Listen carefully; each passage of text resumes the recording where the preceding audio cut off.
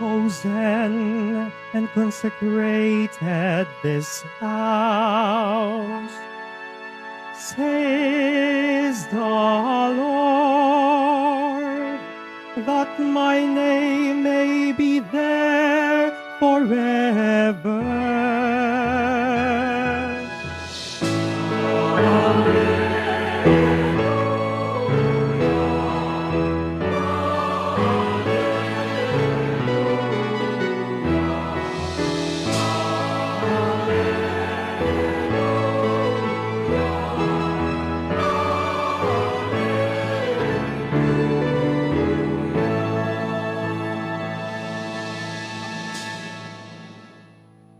The Lord be with you. And with your spirit. A proclamation from the Holy Gospel according to John.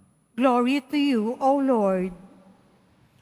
Since the Passover of the Jews was near, Jesus went up to Jerusalem. He found in the temple area those who sold oxen, sheep, and doves, as well as the money changers seated there. He made a whip out of cords and drove them all out of the temple area with the sheep and oxen, and spilled the coins of the money changers and overturned their tables. And to those who sold doves he said, "Take this out of here, and stop making my Father's house a marketplace." His disciples recalled the words of Scripture, "Zeal for your house will consume me."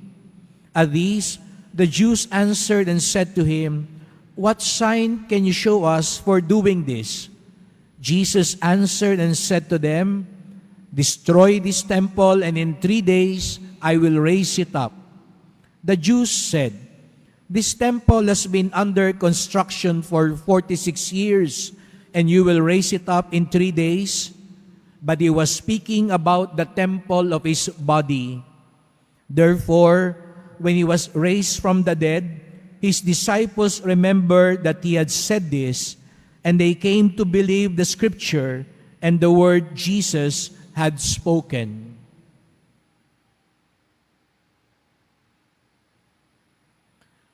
The Gospel of the Lord. Praise to you, Lord Jesus Christ. Please be seated.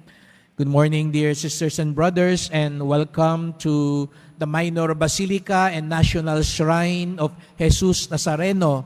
We also pray for those who are joining us online, especially the sick and those who are taking care of the sick, and all our devotees from different parts of the country and all over the world joining us in this Mass in Quiapo.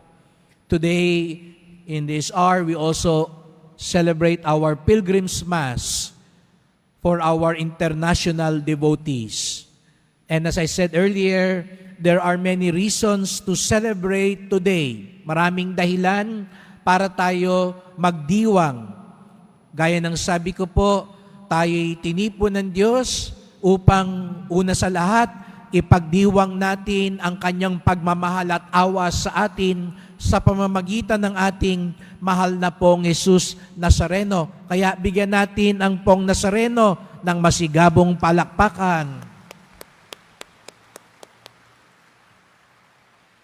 At sa araw ding ito, ating ipinagdiriwang ang kapistahan ng unang Pilipinong santo, si San Lorenzo Ruiz de Manila, na taga Binondo lang.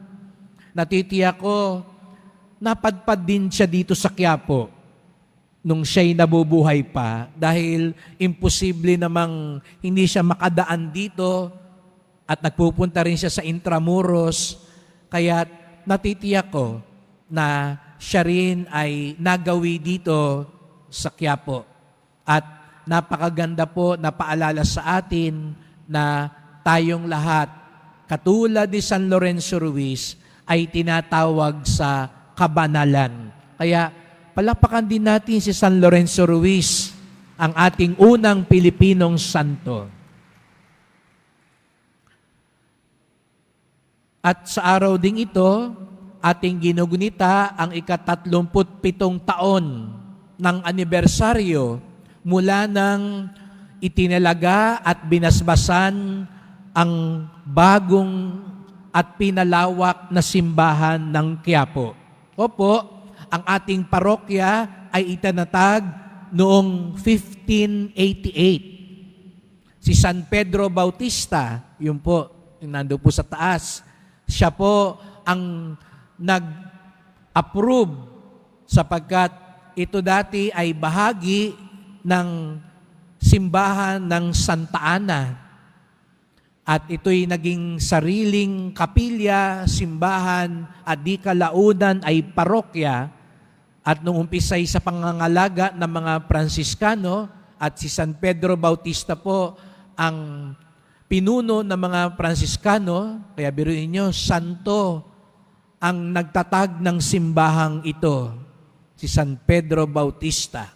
At ilang gera, ilang sunog, ilang lindol ang sumira sa simbahang ito, pero nanatili pa rin siya bumabangon katulad ng Nazareno, bumabangon at itinatayo muli. At noong 1987 po, minabuti ng butihing kura paroko ang yumaong Monsignor Jose Abriol sa tulong ng pambansang arkitekto para sa sining, si Jose Maria Zaragoza, ay minabuting palawakin, palakihin ang simbahan ng Quiapo dahil dumarami na nga po ang mga deboto. Siguro po yung iba sa inyo, di ko natatanungin kung sino yung nandito na nung panahon na yon, ay matatandaan ninyo, noong 1980s, may mga poste pa po ang simbahan. Kung makikita nyo po yung dalawang lugar na yan po ang marka na dati may mga poste ang simbahan. Kaya medyo masikip at maliit ang simbahan. Kaya minabuti ni Monsignor Abriol na palawakin. Ang natira po sa simbahan, yung harapan, yung ating Puerta Mayor, yung pinaka-harap ng simbahan, at ito pong bahaging ito, ang altar ng Nazareno, ang naiwan. Yan pong gitna, yung kinalalagyan nyo po, yan po ang pinasinayanan noong 1987. Malawak ang pananaw ni Monsignor Abriol. Sumalangit nawa at siya'y pagpalain ng Poong Nazareno nang minabuti niyang palakin. Sapagkat sino bang mag-aakala? Ngayon nga, masikip pa rin ang simbahan natin kung tutuusin. Wala nang ilalawak na. Kukunin na natin yung Quezon Boulevard, pati Carriedo kung gusto ninyo. Pero hanggang dito na lang talaga. Pero napakaganda ng kanyang pananaw kung kaya nga ito'y para sa ating mga deboto. Kaya sa araw na ito, kaya kung mapapansin nyo po, yung ating inayos na baptisteryo, yun ay naging altar nakatalaga kay San Lorenzo Ruiz ng Maynila. Kasi nga, nung ito'y pinasinayanan, ay bagong pakilala pa lamang din kay Lorenzo Ruiz. Bagong santo pa lang siya noon na inihayag ni San Juan Pablo Ikalawa na siya ring naghayag na ang ating simbahan ay maging Basilica Minor. Kaya mapapansin niyo po, ang simbahan natin, ang kasaysayan ng simbahan natin, maraming mga santo nakabahagi. Si San Pedro Bautista, si San Lorenzo Ruiz, at ang nagpangalan sa ating simbahan bilang Basilica Minor, ngayon si San Juan Pablo Ikalawa. Napakayaman ng kasaysayan ng ating simbahan. At itong ating ipinagdiriwang ngayon. Sapagkat paalala din sa atin, opo, ito'y binabasbasan natin ang gusaling simbahan. Kaya mapapansin niyo po sa gilid, mayroong 12 may bulaklak at kandila. Sa tagiliran, ang mga poste ng simbahan. Sapagkat iyan din po ay sagisag na kaya nakatindig ang simbahan, hindi lang dahil sa haliging bato. Kaya yan 12 sumasagisag sa 12 apostoles, 12 alagad ni Jesus Nazareno. At ang makabagong alagad, tayo na po yun. Kaya kung gusto natin manatiling nakatindig ang simbahan, hindi lang simbahan ng Quiapo, kung hindi ang simbahan ni Jesus Nazareno, nasa ating mga kamay. Kaya napansin niyo po, may nakasinding kandila. Dapat magliwanag ang ating buhay. Tayo ngayon ang bagong simbahan sapagkat tayo'y katawan ni Kristo. Kaya sabihin mo nga sa katabi mo, alagad ka ni Jesus Nazareno. At sabihin mo sa kabila, kaya magliwanag ang iyong buhay. Kaya mukha ba siyang nagliliwanag o mukhang nagdidilim? Pero papaano ba magliliwanag ang ating buhay? Paano mananatiling nakatindig? Opo, pinagdarasal natin, kaya nga ngayon nananawagan tayo, ayusin natin ang simbahan, ayusin natin ang kuryente kasi para ligtas ang ating simbahan. Pero hindi lang yung gusali ang dapat nating pangalagaan, kung hindi ang buhay na simbahan. Kaya nga may bulaklak, may kandila, sagisag ng pag-aalay kay Jesus Nazareno, katulad ni San Lorenzo Ruiz. Papaano? Dalawang pwedeng pagpilian. Papipiliin ko kayo. Papaano magliwanag? Papaano maging haligi ng simbahan? Paano maging tunay na alagad ni Jesus Nazareno? Una, yung ginawa ni Lorenzo Ruiz. Inalay niya ang kanyang buhay para kay Jesus Nazareno. Ang tunay na deboto, handang ialay ang kanyang buhay para sa Diyos. Kung kailangang ibigay. Kaya nga sabi ni San Lorenzo Ruiz, 1,000 buhay man meron ako, ibibigay ko lahat sa Diyos.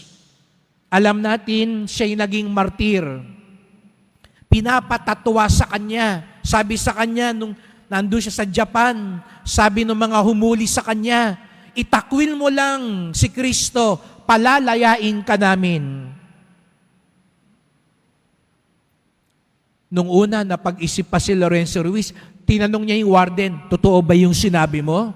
Pag tinakwil ko si Kristo, makakalaya ako, makakabalik ako sa pamilya ko, mabubuhay ako? Sabi sa kanya, oo, itakwil mo lang siya.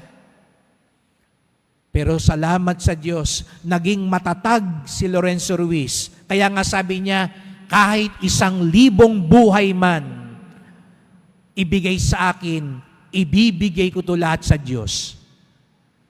Sapagkat yun ang sagisag ng tunay na pag-ibig. Di ba, sa ating pambansang awit, sa lupang hinirang, ano yung huling-huling sinasabi? Ang mamatay ng dahil sa'yo. Di ba, yun din ang tunay na makabayan, handa kang mamatay. Paano kung isang araw sabihin, gigirahin tayo ng China? Sinong gustong sumama? Ilang kaya magtataas ng kamay sa atin? No? Ilang kaya magbo-volunteer? No? Baka sabihin nyo, wag Father, sayang ang siopaw, no? Sayang ang siomay. No? Kung sa bayan yun, paano pa kaya? Uulitin ko lagi ito para mapag-isip-isip tayo. Paano kaya kung dumating yung araw, sabihin, lahat ng magsisimba sa Quiapo, ipakukulong, makikita ko kaya kayo dito pa rin? Ganito pa rin kaya karami ang choir natin pag sinabing huhulihin, pakukulong, pagmumultahin ang magsimba sa Quiapo. Makakita kayo kaya ng pare na sisipot dito, baka pati pare walang sumipot dito. Pero seryosong tanong yon, kasi sa ibang bansa, hinuhuli ang mga nagsisimba at nagmimisa. Kaya sa ibang bansa, nung kamakalawa lang dumalaw ang isang kaklasiko, di ko sasabihin kung saang bansa yun. Sabi niya, online muna po kami ngayon sa Quiapo kasi doon sa pinagtatrabahuhan namin sa gitnang silangan, isang beses, habang kami nagmimisa, lumusob yung mga pulis at hinuli sila at pinagbantaan sila sapagkat bawal ang magsimba, bawal ang may dalang krus. Nakakalungkot nga, sabi niya, alam niyo, Father, sino pa yung nagsuplong? Yung kapwa Pilipino pa namin. Kasi may pabuya pag sinuplong mo kung sino yung mga nagsisimba at nagdadasal. Nakakalungkot. Mamatay ng dahil sa'yo. Yun ngang pera lang ipagpapalit mo yung mga kababayan mo. Paano pa kaya ang pananampalataya mo? Pero mga kapatid, hindi naman tayo lahat dadaan sa bahaging iyon. Hindi naman lahat dadaan na iaalay mo yung buhay mo, mamamatay ka para kay Jesus Nazareno. Kaya hindi naman kailangan magpatayan sa prosesyon. Hindi yun yung alay sa buhay na kailangan natin. No? Hindi yun yung pagbubuwis ng buhay. No? Makipagpatayan ka sa prosesyon. Makipagpatayan ka, makipagbunuan ka. Hindi yun yung kailangan ng Diyos. Hindi yun yung ginawa ni Lorenzo Ruiz, pagbibigay ng buhay. Pero kung hindi man natin maialay, mamatay para sa Kanya, ang ikalawang paraan, mabuhay para sa Kanya. Kaya nung si Papa Juan Pablo nagpunta dito sa Maynila upang gawing beato si Lorenzo Ruiz, ang tema nung pagdiriwang na yon, ang mamatay para sa Diyos ay pagtawag para sa iilan. Hindi lahat bibigyan ng pagkakataong maging martir. Pero ang mabuhay para sa Diyos, pagtawag para sa lahat. Ulitin ko, ang mamatay para sa Diyos, hindi para sa lahat. Pero ang mabuhay para sa Diyos, para sa lahat. Yun ay pagtawag nating lahat. Lalo na kung sinasabi mong deboto ka ni Jesus Nazareno. Araw-araw, pwede tayong mabuhay para sa Diyos. Kapag pinapahintulutan nating mabuti ang piliin natin, nabubuhay tayo para sa Diyos. Kapag tayo natututong magbigay ng sarili, gaya ng paglilingkod sa misa, sa simbahan, paglilingkod sa kapwa, nabubuhay ka para sa Diyos. Pag pinipili mo ang katotohanan, hindi ang kasinungalingan, nabubuhay ka para sa Diyos. Pag pinagtatanggol mo ang mga inaapi, nabubuhay ka para sa Diyos. Pag tinatanggihan mo yung suhol, marami na naman yan, darating na naman yan, may mga mag-aabot na naman sa atin. Huwag na natin pagbili yung boto natin. Huwag na tayong pumili ng mga tiwali, na mga mambobola lang at alam naman natin, nagsisinungaling at sariling kapakanan lang ang iniisip. Nabubuhay ka para sa Diyos. Bukas, linggo, matutokso ka, sabihin sa'yo, huwag ka na magsimba, mamasyal na lang tayo, mag-outing na lang tayo, maglamyerda na lang tayo. Pag pinili mo magsimba, nabubuhay ka para sa Diyos. Maraming paraan, mga kapatid, para mabuhay sa Diyos. At yun ang paraan para katulad ng mga apostol, tayo rin maging haligi ng simbahan ni Jesus Nazareno. Kaya nga sabi ko kanina, tayo ang mga makabagong apostol. Opo, marami tayong hinihiling kay Jesus Nazareno. Ngunit ipakita din natin sa Kanya, katulad ni San Lorenzo Ruiz, katulad ng simbahang ito, tayo ang buhay na simbahan. Na kung dumating ang pagkakataon, maialay ang buhay natin, ialay natin to sa Diyos. At araw-araw, mabuhay tayo para sa Diyos. Mahal na pong Jesus Nazareno, kami ang iyong bagong simbahan. Kami ang iyong katawan dito sa mundong ito. Kami ang magpalaganap ng iyong kabutihan at katotohanan, katulad ni San Lorenzo Ruiz.